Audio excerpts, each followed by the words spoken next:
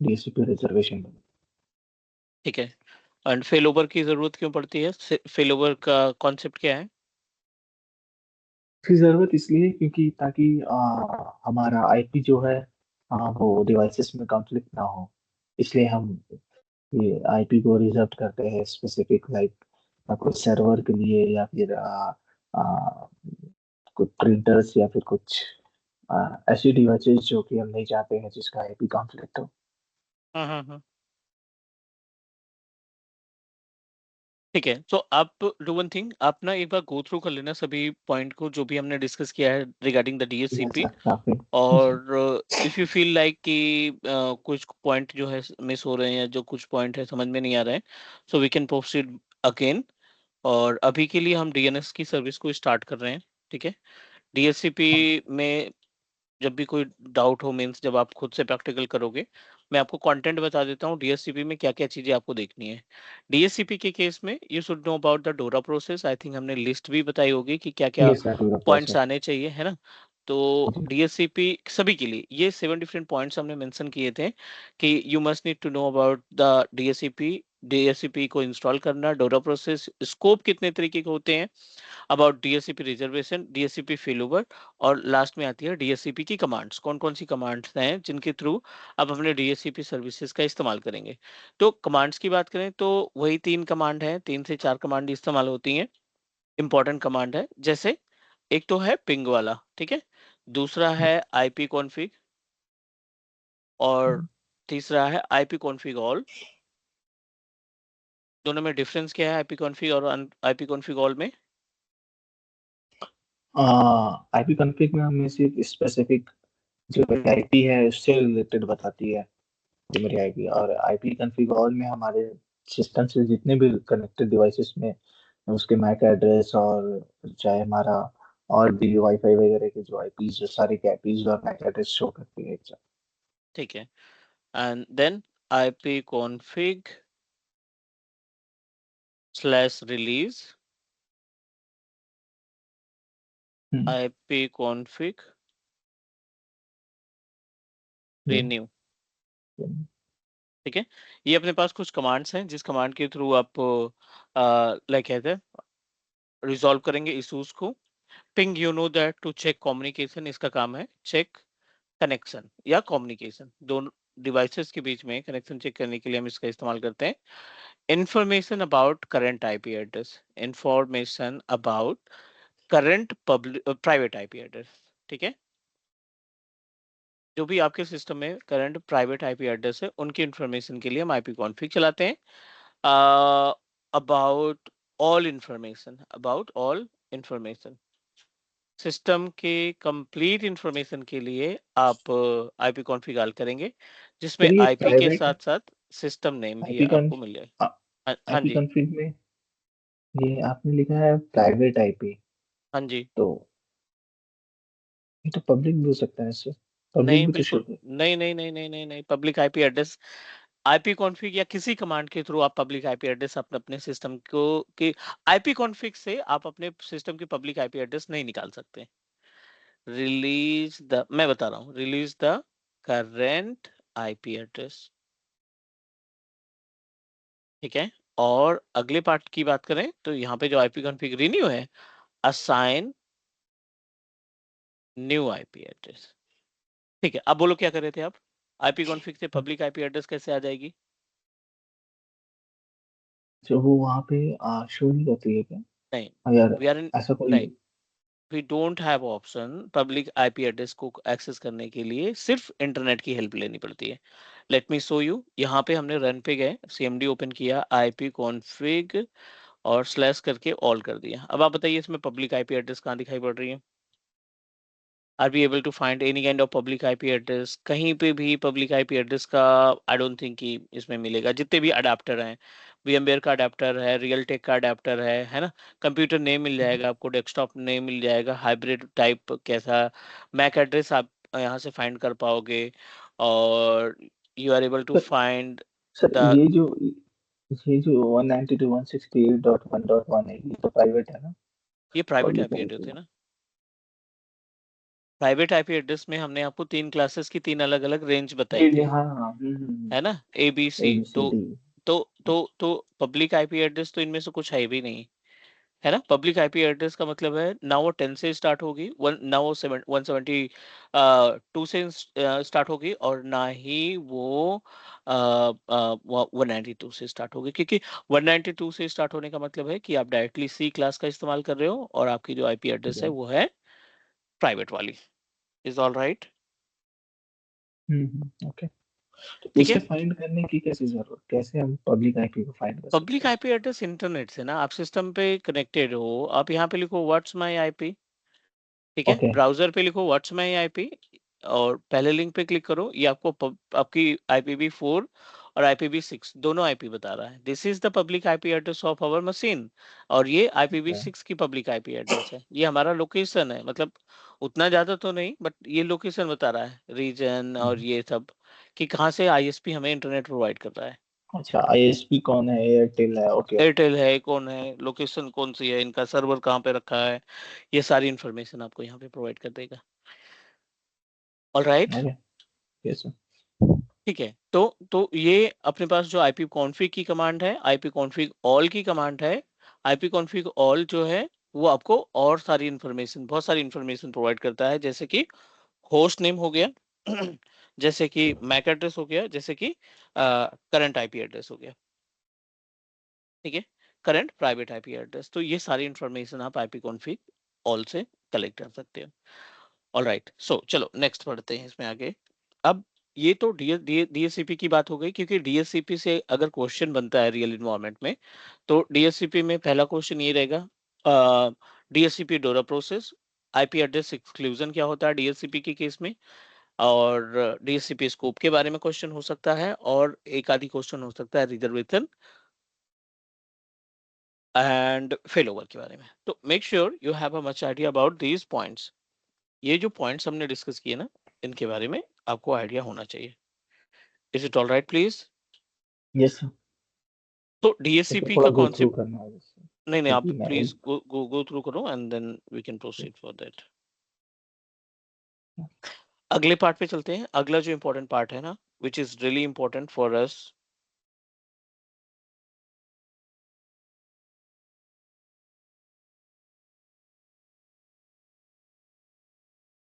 in this part we are going to cover the part of DNS services. So as per the name suggests, DNS क्या होता है?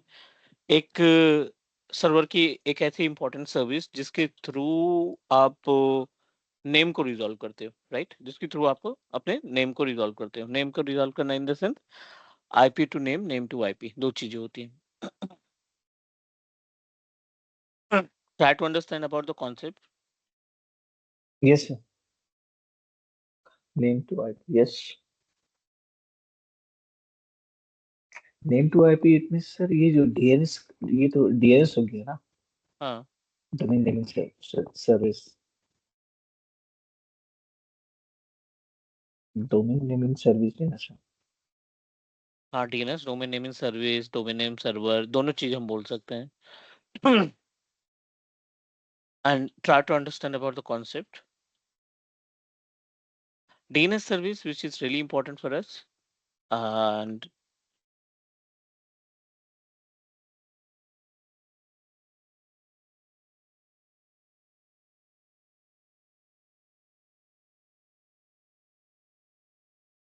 आगे बढ़ सकते हैं इसमें। Yes sir.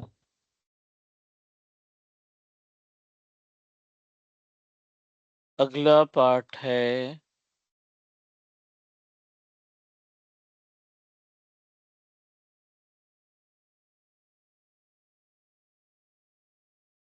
ठीक है, डीएनएस मैनेजमेंट। बहुत सारे पॉइंट्स हैं डीएनएस मैनेजमेंट में जो हमें कवर करने हैं, right? Which is really important. So DNS management की बात करें, in single word you can say that बहुत सारी चीजें हैं डीएनएस में मैनेज करने के लिए।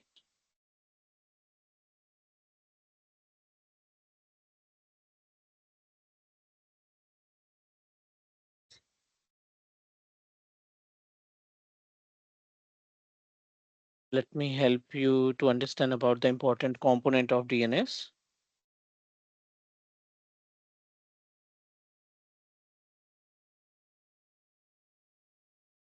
पहले स्टार्ट करते हैं व्हाट इज डीएनएस से, बेसिक से।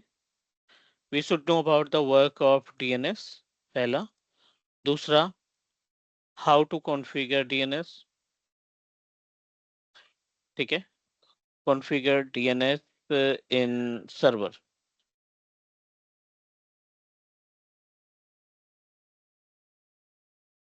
नेक्स्ट, अगले इंपॉर्टेंट पार्ट की बात करें तो we are able to find the option of types of DNS, public and private both की बात कर रहे हैं। Number next, we also need to know about the concept of the another important part, you can say that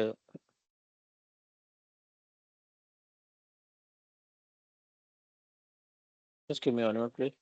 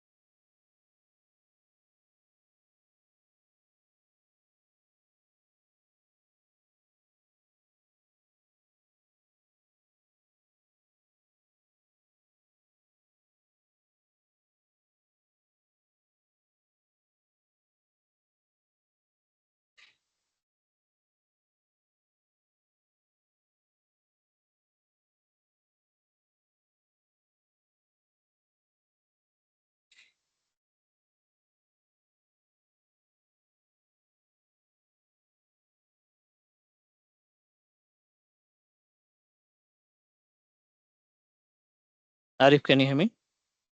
yes sir. ठीक है, DNS के part में थे हम। We are trying to understand about the concept of DNS, types of DNS में public private दो तरीके की डीएनएस सर्विसेज होती हैं विच आर रियली इंपॉर्टेंट, क्योंकि कल की डेट में अगर आप डेवएप्स इंजीनियर को भी हैंडल कर रहे हो ना, तो DNS can play the very important role. Second important part after DNS services, you also need to know about the DNS zone.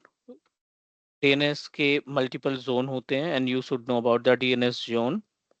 DNS के record, right? DNS zone and DNS record. You also need to know about DNS query, means DNS query, और इसमें भी DNS की commands. अगर ये 7 different points हमें clear होते हैं, right, if we have a much idea about these points, so definitely हम अपने इन्वायरमेंट में, मींस जो सर्वर का मैनेजमेंट होता है उस सर्वर मैनेजमेंट में ये सारी एक्टिविटी आसानी से परफॉर्म कर पाएंगे. डीएनएस डीएससीपी से दो क्वेश्चन मैंडेटरी हैं, किसी भी इंटरव्यू में जाते हो आप सिस्टम एडमिनिस्ट्रेटर की, तो दो फिक्स हैं, इससे ज्यादा हो सकते हैं, दो तो मैंडेटरी है, दो क्वेश्चन का रिप्लाई तो आपको देना ही पड़ेगा. इसके अलावा आपके ऊपर डिपेंड करता है कि आप कितना रिप्लाई कर रहे हो, कितने करेक्ट आंसर शेयर कर रहे हो, उसके अकॉर्डिंग होगा. सो अभी हम चलते हैं, प्रोसीड करते हैं नेक्स्ट, बेस से स्टार्ट करते हैं अबाउट डीएनएस से.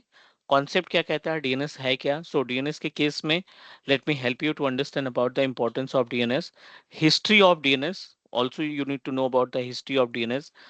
रिक्वायरमेंट क्यों हुई ऑपरेटिंग सिस्टम के साथ ऐड करने के लिए या फिर अदर सर्विसेज के साथ इसको ऐड करने के लिए. DNS service is responsible to DNS service is responsible to manage name resolution. ये क्या करता है? नेम को रिजॉल्व करने का काम करता है. जैसे ये आपका डोमेन कंट्रोलर हो गया, ये आपका ADDS सर्विस हो गई, और इस ADDS सर्विस में आपने DNS भी इन्वॉल्व कर रखा है. class.com के नाम से डोमेन आपने सेटअप किया और इसके अंदर DNS सर्विस को भी इंस्टॉल कर दिया. डीएचसीपी मल्ट जब हम इंस्टॉल कॉन्फ़िगर करते हैं तो डीएनएस तो उसके साथ कॉन्फ़िगर हो जाता है ना? नहीं आता, DNS आता है AD के साथ. ओके। DSCP अलग है, DNS अलग है. DNS ऑटोमेटिक इंस्टॉल हो जाता है जब आप AD इंस्टॉल करते हो, जब आप प्रमोट करते हो डोमेन को, तो DNS अपने आप इंस्टॉल हो जाता है. ठीक है, या वहाँ पे एक ऑप्शन देता है डीएनएस का बिकॉज, वहाँ पे। हाँ, बिकॉज होता क्या है कि जब आपका DNS नहीं रहेगा ना, means if the DNS is not available, so then definitely it will impact to the like as a server. Name resolution. आपका नेम रिजॉल्व करने में प्रॉब्लम होगी और आपके कोई भी सिस्टम क्लाइंट जो है वर्क ग्रुप से डोमेन में नहीं कन्वर्ट हो पाएंगे. वो हमने डीएनएस, वो क्या था आपका, फॉरवर्ड लुकअप और बैकवर्ड लुकअप वाला जो डीएनएस से ही होता है। हाँ, ये दोनों इसी में है, फॉरवर्ड लुकअप जोन और रिवर्स लुकअप जोन, दोनों पार्ट आपका इसी डीएनएस के पार्ट में आएगा. रिवर्स।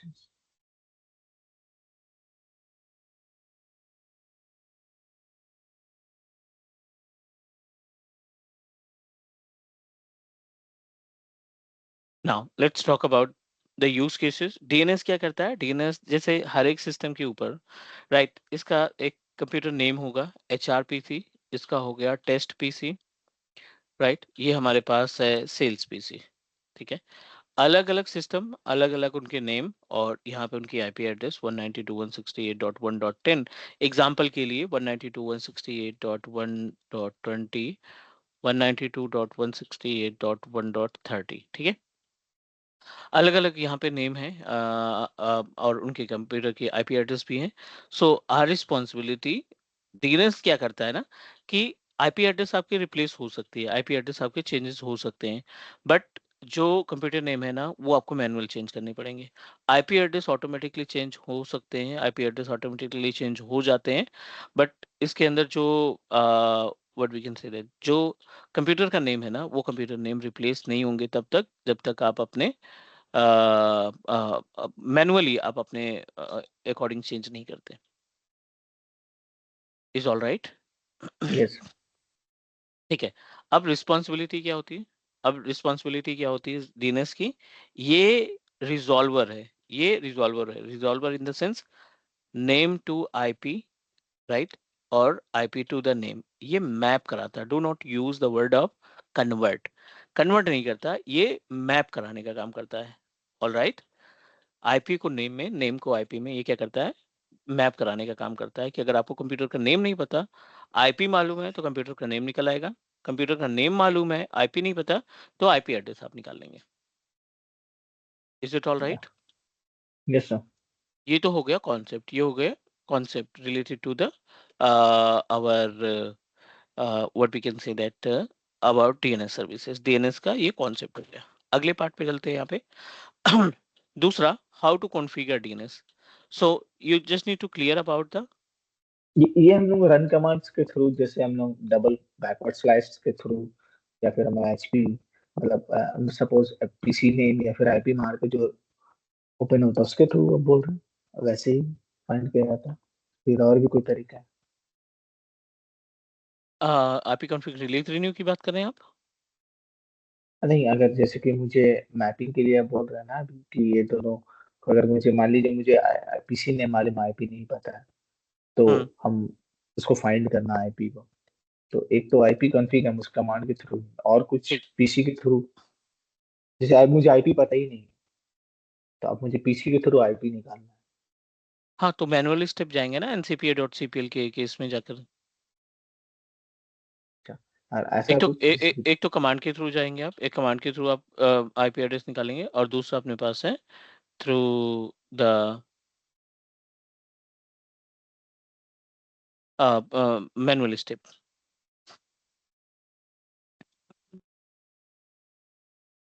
मैनुअल ठीक में है। वो हो, एनसीपीएल और सीपीएल। हाँ, ncpa.cpl इथरनेट की प्रॉपर्टीज, और वहां से फिर हम ओपन करके इसको एक्सेस करेंगे।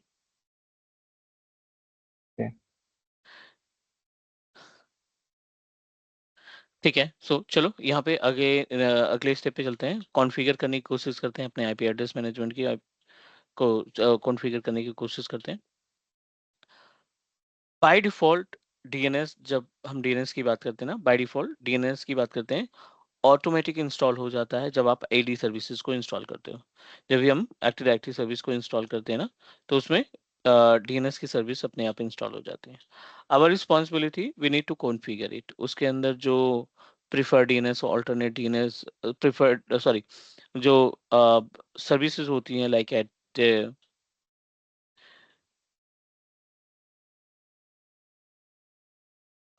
the options which are available, who responsible to just resolve the name to IP to the name।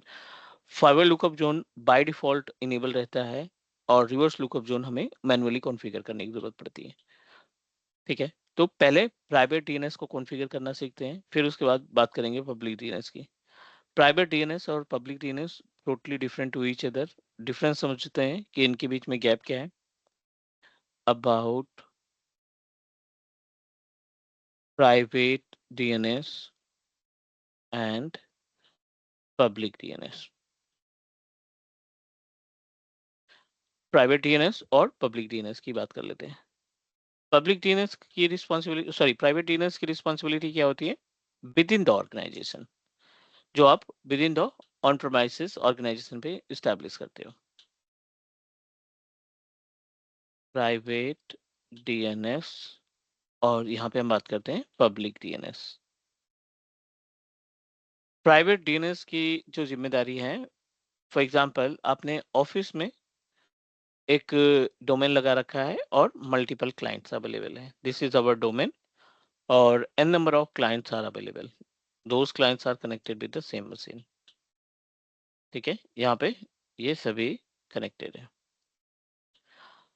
Responsibility of private DNS ये क्या करता है? PC name to IP address, और again vice versa, PC name to IP address, और IP address to PC name, है ना? ये मतलब विद इन द ऑर्गेनाइजेशन, और ये अप्लीकेबल है लोकल एरिया नेटवर्क के लिए। लैन के लिए जो आपके सिस्टम्स प्राइवेट IP एड्रेस के थ्रू एक दूसरे से कनेक्टेड है।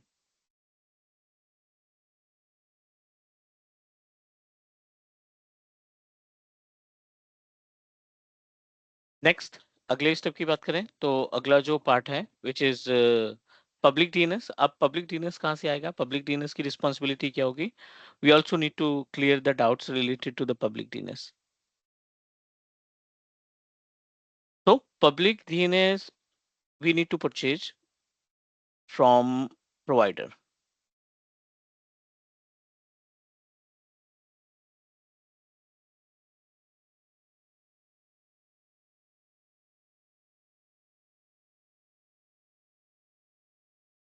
N number of DNS providers are available. Like as यहाँ पे अगर हम public DNS की बात करें, so in public DNS which is responsible to resolve the name to IP and IP to the name. कैसे? अब यहाँ पे एक पब्लिक डीएनएस आपने परचेज किया मे बी GoDaddy से,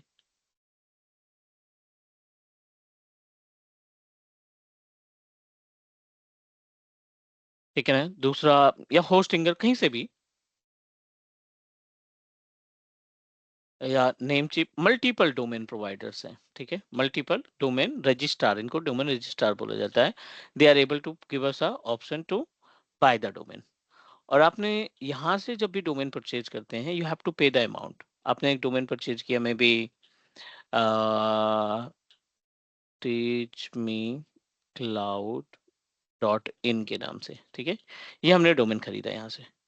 अब इस पर्टिकुलर डोमेन की हेल्प से, राइट, इस पर्टिकुलर डोमेन की हेल्प से क्या क्या टास्क हो सकते हैं?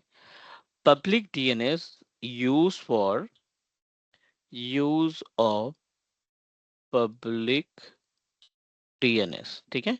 पब्लिक डीएनएस की रिस्पॉन्सिबिलिटी क्या होती है? Which is responsible to host website, responsible to host email management या कोई एप्लीकेशन, या आप कोई लाइक एज ईमेल सर्विसेज आप हैंडल कर रहे हैं ना, तो उस केस में public DNS come into the picture. दूसरा, public DNS work over a internet.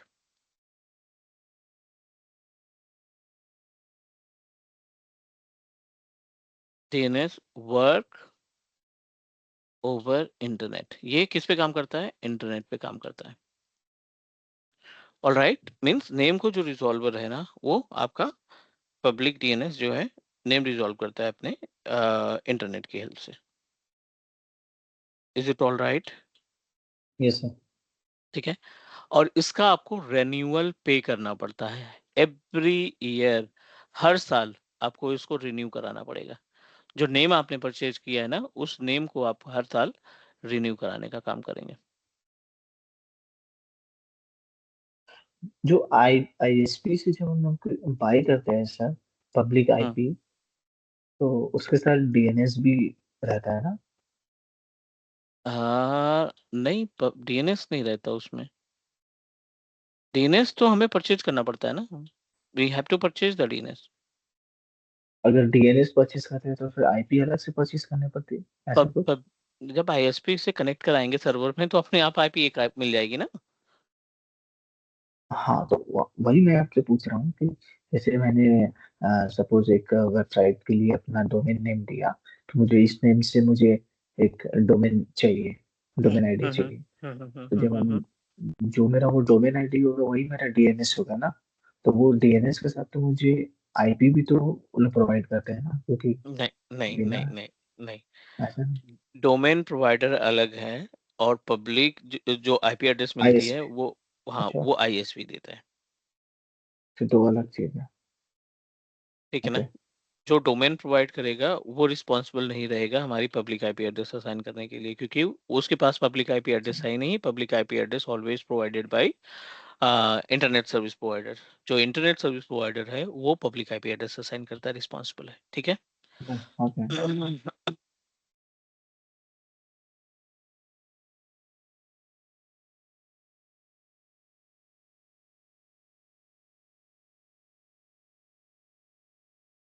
ठीक है, चलिए नेक्स्ट इसे में आगे बढ़ते हैं। अभी ये हो गया बेसिक्स इंफॉर्मेशन पब्लिक और प्राइवेट डीएनएस की। पब्लिक डीएनएस के लिए जो नेम है ना वो उस नेम का आपको पेमेंट करना पड़ेगा ईयरली बेसिस पे, हर साल आपको पेमेंट देनी पड़ेगी। Second important part, public DNS once a time, right? Once a time in the sense आप पब्लिक डीएनएस को सिर्फ एक बार ही यूज कर पाओगे वर्ल्ड वाइड। अगर आपने एक नेम परचेज कर लिया पब्लिक डीएनएस का तो पूरे वर्ल्ड में उस आईपी एड्रेस का इस्तेमाल नहीं होगा। आईपी एड्रेस और डीएनएस। सॉरी, उस नेम का इस्तेमाल नहीं होगा। जो डीएनएस आपने यूज कर लिया उस डीएनएस का इस्तेमाल, उस नेम का इस्तेमाल आप वर्ल्ड वाइड नहीं होगा।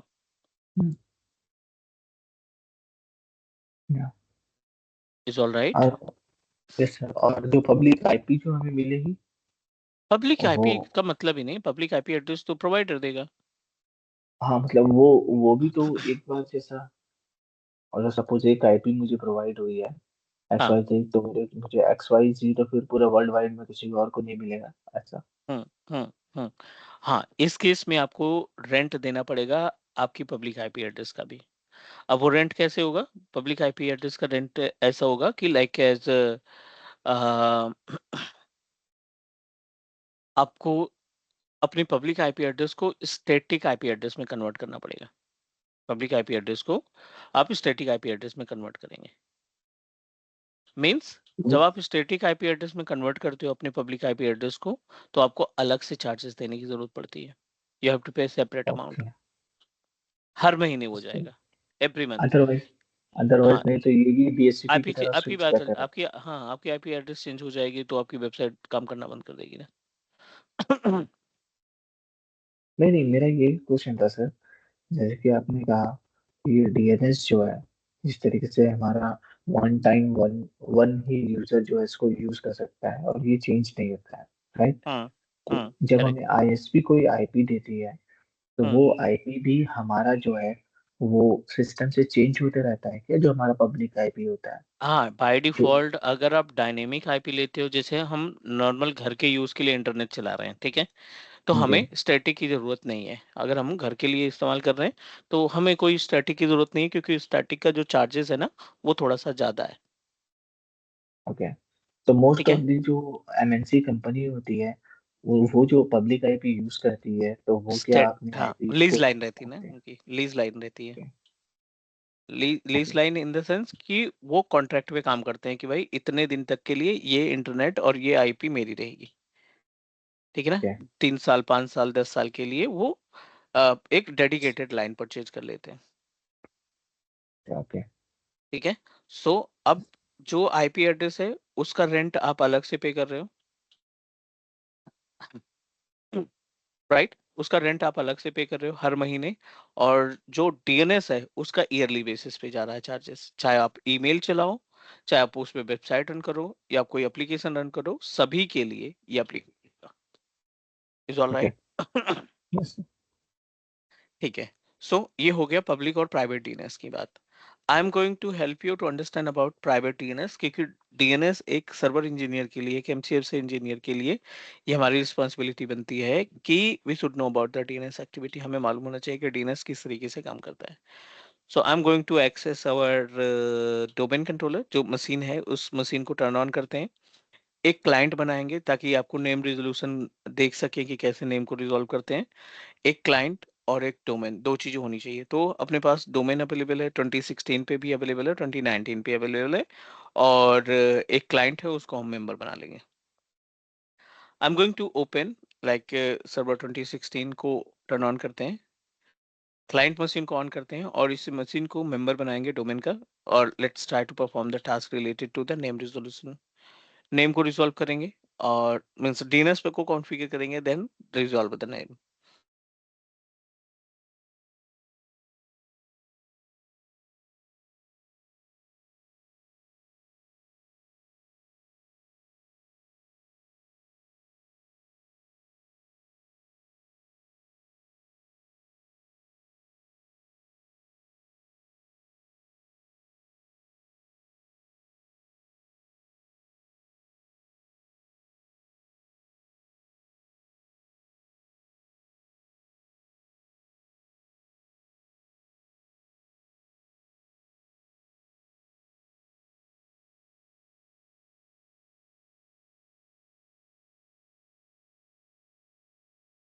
It is in progress. Domain controller हमारा रेडी हो चुका है। So I am just going to open our teachmecloud.net के नाम से हमने डोमेन तैयार किया है। So not an issue, let me open our domain.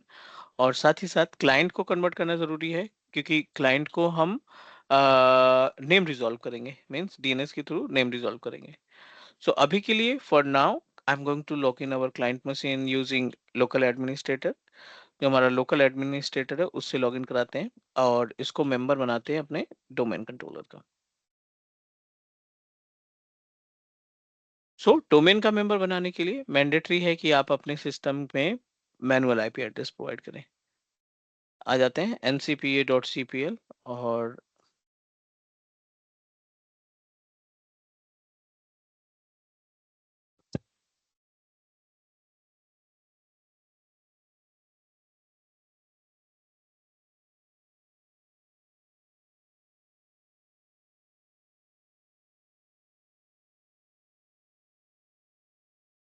अभी जो करंट टाइम पे आईपी एड्रेस हमें मिल रही है 1.6 है, ठीक है। इसी आईपी एड्रेस को हम मैनुअली कॉन्फ़िगर कर देते हैं, ठीक है। मैनुअली कॉन्फ़िगर करने के लिए 192.168.1.6 192.168.1.1 और 192.168.1.6 ये आपका प्रिफर्ड डीएनएस हो गया, ऑल्टरनेट डीएनएस हो गया। चलिए, दोनों आईपी एड्रेस हमारे प्रिफर्ड और अल्टरनेट डीएनएस आईपी एड्रेस हमने मेंशन कर दी। And back to the client, इसको भी आप सेम आईपी एड्रेस दोगे ताकि आप कन्वर्ट कर सको।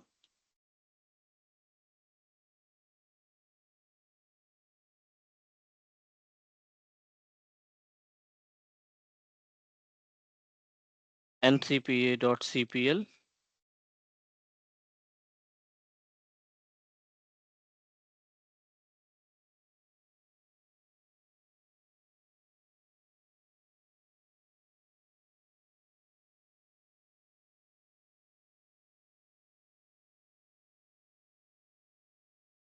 थोड़ा सा स्लो है, आई थिंक। रैम तो हमने ठीक ठाक दे रखी है इसमें, no problem.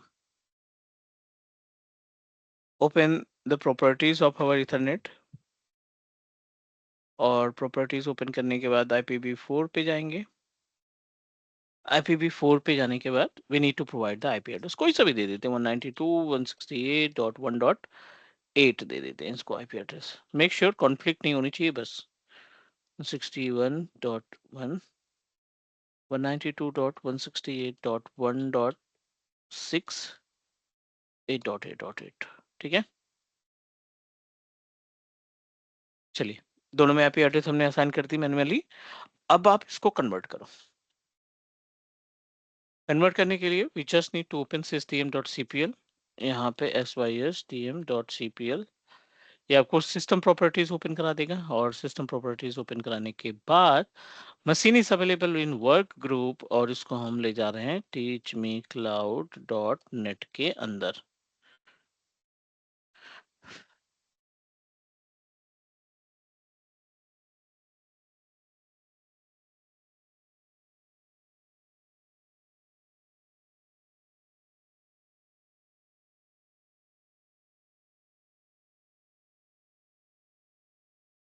Provide the user ID and password for our domain controller. जो भी हमारा रूट डोमेन है उसका यूजर आईडी पासवर्ड प्रोवाइड करते हैं।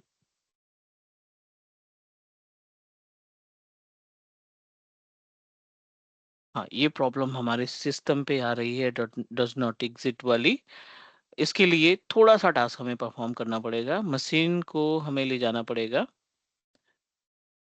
ब्रिज कनेक्शन से हटा करके, we need to put it into the NAT connection. इसको हम नेट में ले जाते हैं फॉर बोथ द मशीन। मुझे लगता है नेट में ही रखना, नेट में रख के ही अगर हम। नहीं, मेरे सिस्टम में अभी लेटेस्ट सॉरी एक अपडेट आया था, अपडेट मैंने किया नहीं पुश, इस वजह से ना काफी प्रॉब्लम हो रही है। I need to format it, हमें इसको ना फॉर्मेट करना पड़ेगा, कॉन्फ़िगर करना पड़ेगा। तो ये वाला जो झमेला है खाली ये VMware में ही रहता है ना सर? वर्क स्टेशन में रहता है, हाँ, बाकी नॉर्मल वर्क वैसे नहीं स्टेशन रहता। में yes। हम्म।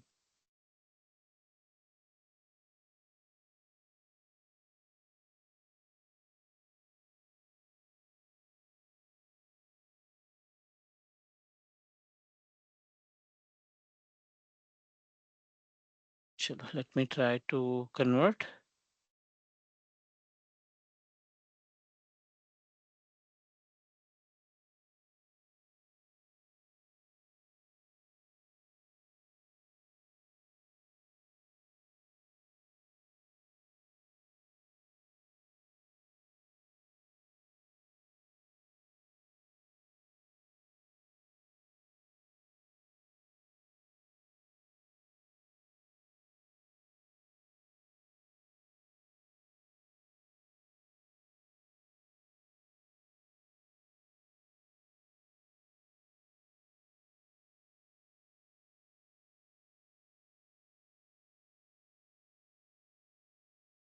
ठीक है, हमने अपने इस क्लाइंट को कन्वर्ट कर लिया वर्क ग्रुप से उठा करके डोमेन में। दैट्स इट, कुछ भी नहीं करना है आपको। Back to the domain controller. अब हम आते हैं डायरेक्टली डीएनएस वाले पार्ट पे। इन द ये डीएनएस नेट ये नेट और ब्रीच के बीच में, अभी ब्रीच कनेक्शन में जब था तो सर, जब हाँ, नेट किए तो क्या वजह रहा होगा कि ये अभी डोमेन ज्वाइन हो गया? एक्चुअली कुछ सर्विसेज हैं जो हमारी ब्रिज पे काम नहीं कर रही हैं, राइट? इस वजह से हमने इसको क्या किया, कन्वर्ट किया इसमें नेट के केस में, ताकि इसका जो कम्युनिकेशन है इंटरनली वो आसानी से हो सके। जैसे कौन सी सर्विसेज सर? लाइक VMware की थर्ड पार्टी सर्विसेज है, we don't know about the exactly what happen, क्योंकि ये VMware वर्कस्टेशन कभी किसी प्रोडक्शन इन्वायरमेंट में यूज नहीं होता। इसका इस्तेमाल हम करते हैं सिर्फ अपने टेस्टिंग पर्पस के लिए या ट्रेनिंग पर्पस के लिए। ऐसे इसका कोई रियल टाइम में इन्वायरमेंट में इसका यूसेज नहीं है। ओके। ठीक है,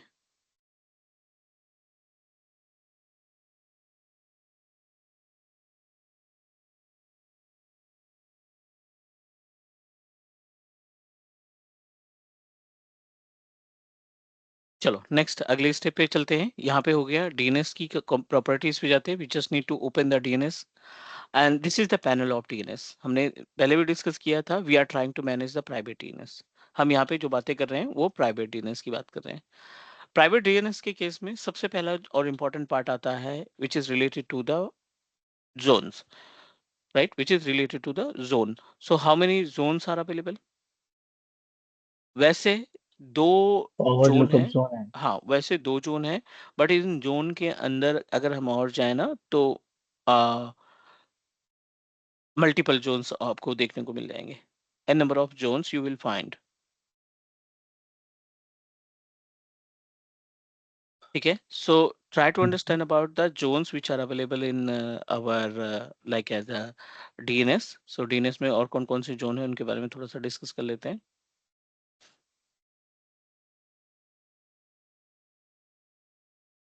forward lookup zone by default available रहता है। Forward lookup zone by default available रहता है, इसको क्रिएट करने की रिक्वायरमेंट नहीं होती, right? But reverse lookup zone को आपको मैनुअली कॉन्फ़िगर करना होता है। Try to understand about the concept related to the forward lookup zone and related to the forward lookup zone and बस। reverse lookup zone। कॉन्सेप्ट क्या कहता है कि forward lookup zone in the sense जो आपके आईपी एड्रेस को, sorry, name को IP में कन्वर्ट करता है फॉरवर्ड लुकअप जोन।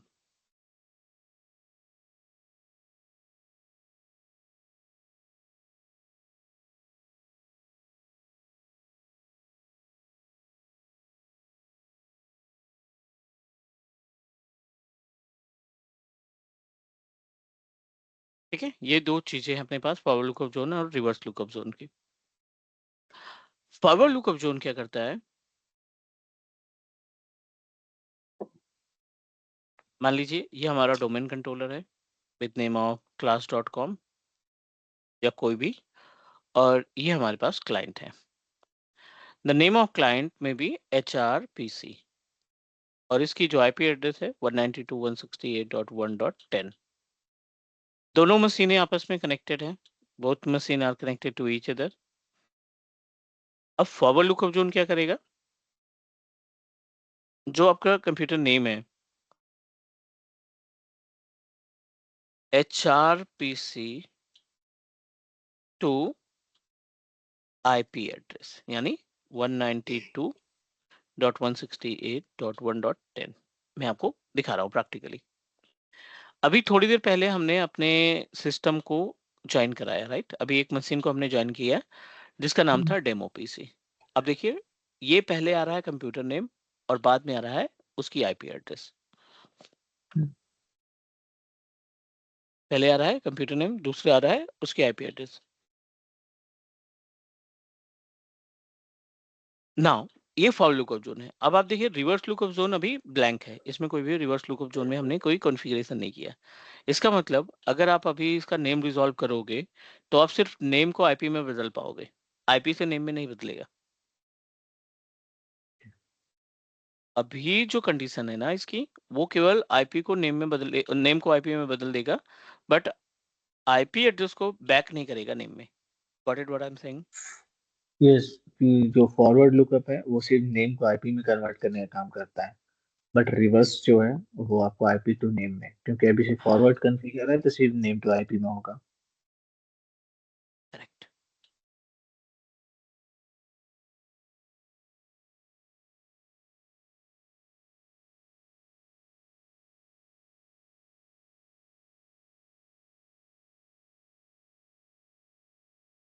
ठीक है, चलिए नेक्स्ट चलते हैं इसमें।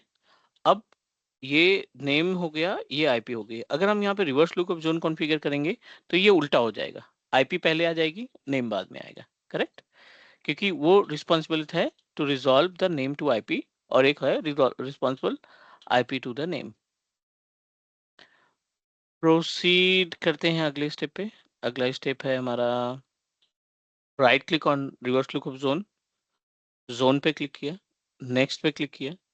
यहाँ पे आपको अगेन 3 अलग ऑप्शंस दिखाई पड़ रहे हैं, right? We are able to find 3 more options, primary primary zone, secondary zone. Secondary zone और स्टब जोन, राइट? तीनों अलग अलग ऑप्शंस हमें दिखाई पड़ रहे हैं, primary, secondary and stub zone. The meaning of primary, secondary and stub zone, primary की रिस्पॉन्सिबिलिटी ये होती है, राइट? प्राइमरी की रिस्पॉन्सिबिलिटी ये होती है कि अगर अपने इन्वायरमेंट में एक ही डोमेन पे आप सारी इंफॉर्मेशन रखना चाहते हैं, मल्टीपल डोमेन है, you don't want to create any copy, right?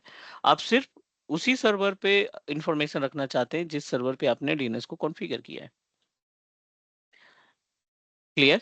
सो अगर आप अपने रिकॉर्ड की इंफॉर्मेशन डिस्ट्रीब्यूट नहीं करना चाहते हैं, अगर आप अपने रिकॉर्ड की इंफॉर्मेशन डिस्ट्रीब्यूट नहीं करना चाहते हैं, तो आप किस पे जाएंगे? प्राइमरी जोन पे। प्राइमरी। अगर आपके पास एक से ज्यादा डोमेन कंट्रोलर है इन्वायरमेंट में, एक से ज्यादा सर्वर आपने लगा रखे हैं इन्वायरमेंट के अंदर, और आप चाहते हो कि इन केस हमारा मेन रूट डोमेन कंट्रोलर में कोई प्रॉब्लम हो तो दूसरा जो डोमेन है वो सारी सर्विसेज को हैंडल कर ले, तो ऐसी सिचुएशन में आप क्या करेंगे? सेकेंडरी डीएनएस, यानी सेकेंडरी जोन को आप सेलेक्ट करेंगे। Is it all right? Hmm. तो यहाँ पे हम सेकेंडरी जोन क्रिएट करने, प्राइमरी जोन क्रिएट करने हैं। लास्ट में है स्टब जोन। स्टब जोन की रिस्पॉन्सिबिलिटी क्या होती है? Stub zone basically responsible to contain the information about only and only server। जितने भी सर्वर्स आपने इन्वायरमेंट में लगा रखे हैं, जितने भी सर्वर आपने इन्वायरमेंट में लगा रखे हैं, उनकी इंफॉर्मेशन स्टब जोन में कंटेन होगा। NS name server, SOA start of authority और ए रिकेड, ये रिकेड आपके स्टब जोन में कॉन्फ़िगर होगा। ठीक है यहाँ तक? ये एनएस, ये स्टार्ट ऑफ अथॉरिटी और आपका ए रिकेड। एडिकेट, ये नहीं समझ में आया क्या ये दोनों क्या है सर? एनएस होता है नेम सर्वर, एनएस होता है नेम सर्वर। हमने एफएसएमओ रोल पढ़ा था, हाँ, एफएसएम और हो गया सर। उसमें हमने डोमेन रेप्लिकेट करके देखा था। जी हाँ। ओके। मतलब एक एक से ज्यादा डोमेन हम एनवायरनमेंट में लगाते हैं, क्लियर ना? जी। एक से ज्यादा डोमेन क्यों लगाते हैं? ताकि हमारा जो सर्वर है, अगर एक सर्वर रूट डोमेन में या फिर एडीसी में अगर हमारा कुछ इश्यू होता है तो वो एक दूसरे को सपोर्ट कर पाए। फेलोवर का की तरीके से काम करता है चलो। कि अगर कोई यस। कोई प्रॉब्लम आ गई हमारे रूट डोमेन कंट्रोलर में तो हमारा additional domain controller will take care. Yes. यही है। वैसे ही यहाँ पे जो एनएस है ना, वो होता है name server. Name server in the sense आपने कितने फेलोवर बना रखे हैं, 2 3 4 5 10, जितने नंबर ऑफ फेलोवर आपने बना रखे हैं उतने नंबर ऑफ एनएस रिकॉर्ड आपको मिल जाएंगे।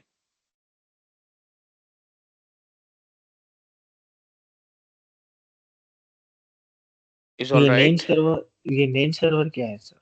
Name server. नेम सर्वर एक रिकॉर्ड है।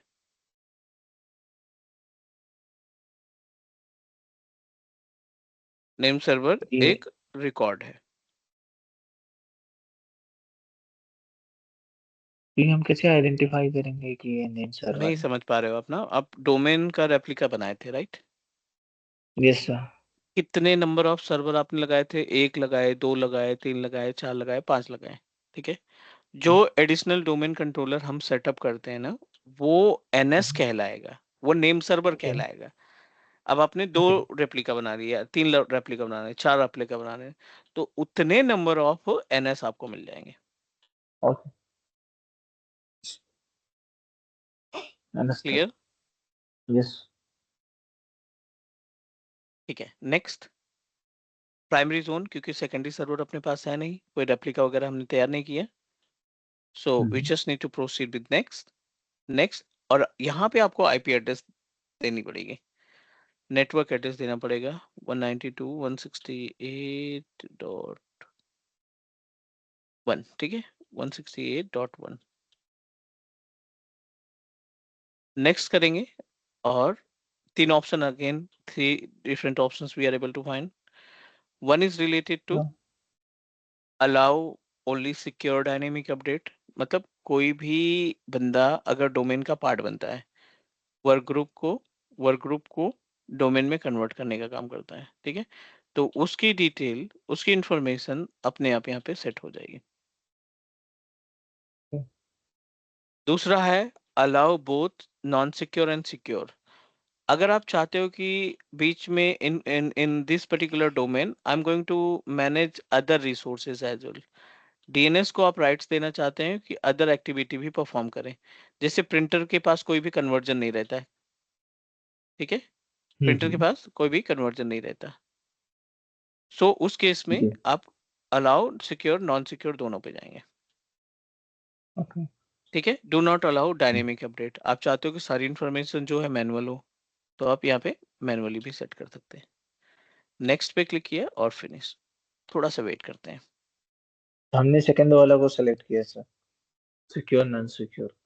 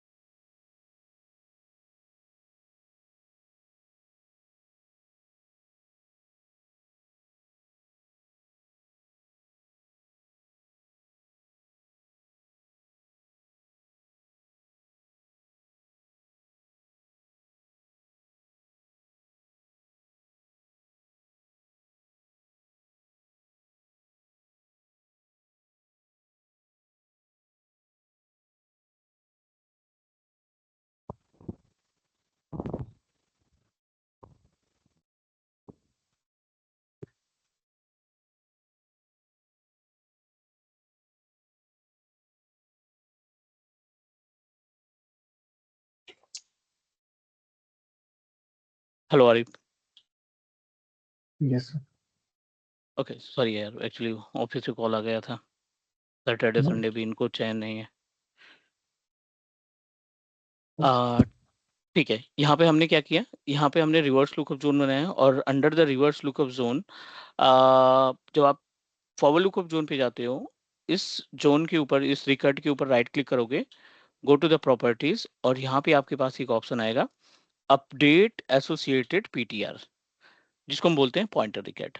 अप्लाई करेंगे, ओके करेंगे, और आप रिवर्स लुकअप जोन पे आके पेज को रिफ्रेश कर देंगे। फॉरवर्ड लुकअप जोन में पहले नेम आ रहा है, फिर आईपी एड्रेस आ रही है। रिवर्स लुकअप जोन में पहले आईपी आ रही है, फिर नेम आ रहा है। Yes. Means forward lookup zone responsible है, राइट। फॉरवर्ड लुकअप जोन जो है वो रिस्पॉन्सिबल है आपके name to IP. Name to IP के लिए, और रिवर्स लुकअप जोन जो रिस्पॉन्सिबल है वो है आईपी टू नेम के लिए। Is that clear please? Yes. ठीक है, आगे बढ़ सकते हैं हम लोग यहाँ पे। यस। अब अब क्लाइंट पे आ जाता हूँ। क्लाइंट पे आपको कुछ कमांड एग्जीक्यूट करनी है। डोमेन का मेंबर हम ऑलरेडी इसको बना चुके हैं। बैक आ जाते हैं क्लाइंट पे और कुछ एग्जीक्यूट करते हैं कमांड नेम को रिजॉल्व करने के लिए।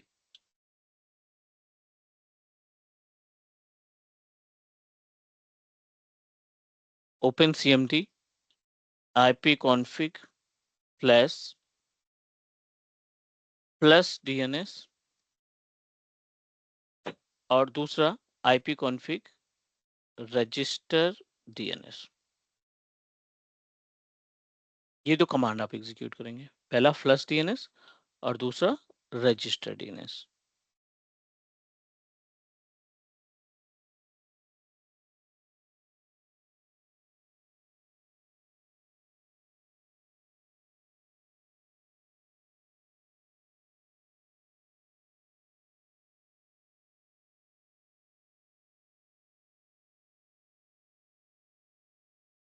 And let's try to execute ns lookup।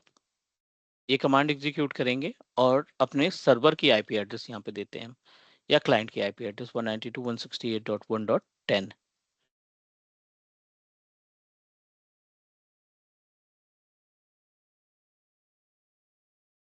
Sorry 8 IP address है नेम रिजॉल्व करने के लिए। अब देखिए यहाँ पे नेम रिजॉल्व हो रहा है, आईपी रिजॉल्व हो रही है नेम में। Demo PC dot teach me cloud dot in, this is the complete name जो डोमेन हमने बना रखा है, demo PC dot teach me cloud dot in. अगर आप यहाँ पे ये नेम मेंशन करते हैं, demo hyphen PC dot teach me cloud dot in, ये आईपी बताएगा। Name to IP, IP to name conversion के लिए हम इस्तेमाल करते हैं डीएनएस सर्विसेज का। ऑल राइट, ठीक है, ये बेस हुआ डीएनएस सर्विसेज का। एनी डाउट, एनी क्वेश्चन यहाँ तक? No sir. ठीक है, ये हमारे पास डीएनएस का कॉन्सेप्ट है। अब इसके बाद क्या है, डीएनएस का रिकॉर्ड है। पहला डीएनएस रिकॉर्ड आपको मालूम होना चाहिए, और दूसरा डीएनएस की क्वेरी। डीएनएस की रिकॉर्ड और डीएनएस की क्वेरी। रिकॉर्ड क्या होते हैं, how many types of records available, DNS record हमें मालूम होना चाहिए, और डीएनएस की क्वेरी भी हमें मालूम होनी चाहिए। ये सो तो जोन था ना सर, डीएनएस जोन था ना। हाँ, ये डीएनएस जोन था जिसमें फॉरवर्ड लुकअप जोन और रिवर्स लुकअप जोन ओके। हमने कंप्लीट किया। अब डीएनएस आप रिकॉर्ड आएगा और डीएनएस क्वेरी आएगी। हाँ, आपने कहा था कि मल्टीपल जोन्स है। हम्म। दो तो दो तो विजिबल था और मल्टीपल आपने बताया नहीं। मल्टीपल जोन मतलब? जैसे कि आपने कहा कि जैसे इसमें रिवर्स और फॉरवर्ड और रिवर्स है, उसी तरह और भी जोन्स है, मैं कहा था। नहीं, वो है ना प्राइमरी और सेकेंडरी और ये स्टब अच्छा। जोन। ओके। ओके। ओके। दो मेन यस। है, उनके अंदर आपको तीन मिलेंगे। ओके।